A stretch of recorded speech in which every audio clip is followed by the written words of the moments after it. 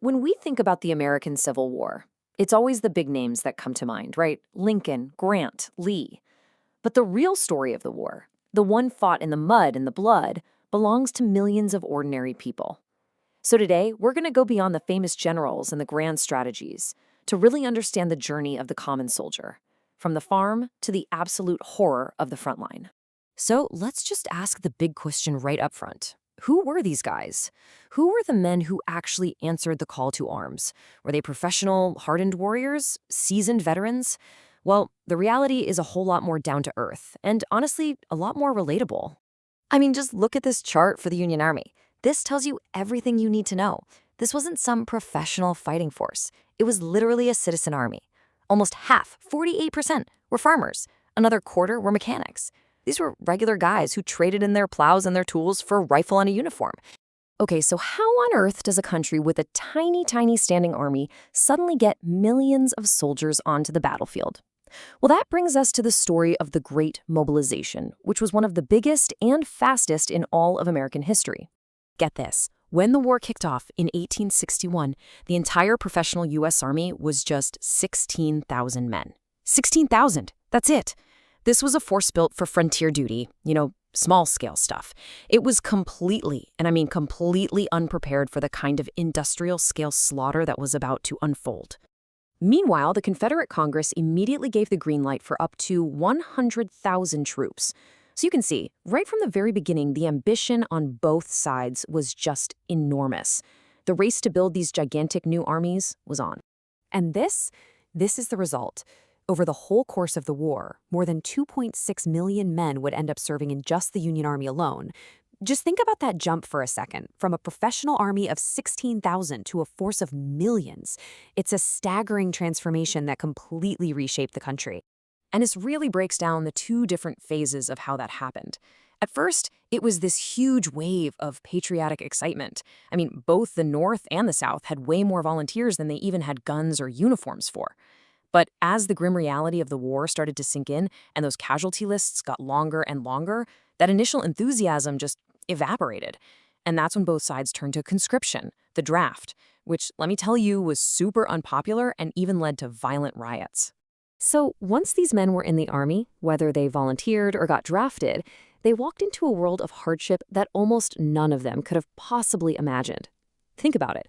Carrying 50 pounds of gear on your back, marching for miles in shoes that barely fit, and living on a diet of hardtack, which was basically a tooth-breaking biscuit and some salted meat.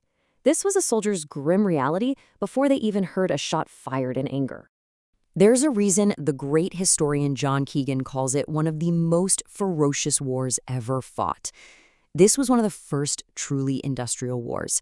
You had mass-produced weapons meeting old, outdated battlefield tactics, and the result was just a killing field on a scale nobody had ever seen before. But here is maybe the most shocking fact of the entire war.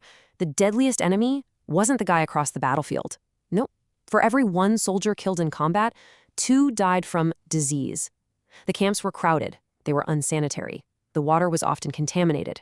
They were basically breeding grounds for killers like dysentery and typhoid. A soldier was literally twice as likely to be killed by germs as by a bullet. And if you managed to survive the battlefield and the diseases in camp, getting captured was its own special kind of hell. An absolutely staggering 56,000 soldiers died in prisoner of war camps, where starvation and disease were just out of control. These prisons became some of the most infamous, deadly places of the entire war. So, when you're faced with all of this horror, is it really any surprise that a lot of soldiers just walked away? Desertion was a massive problem for both armies. And that last number is really telling. On a single day in 1865, over 338,000 Union soldiers were listed as absent. Now, that doesn't just mean deserters. It also includes the sick, guys on leave, basically anyone not with their unit. But it just goes to show how incredibly hard it was to keep these citizen armies in the field. But here's the thing, and this to me is the most remarkable part of the whole story. Despite everything, the disease, the brutal fighting, the horrific prisons, the vast majority of soldiers did not desert.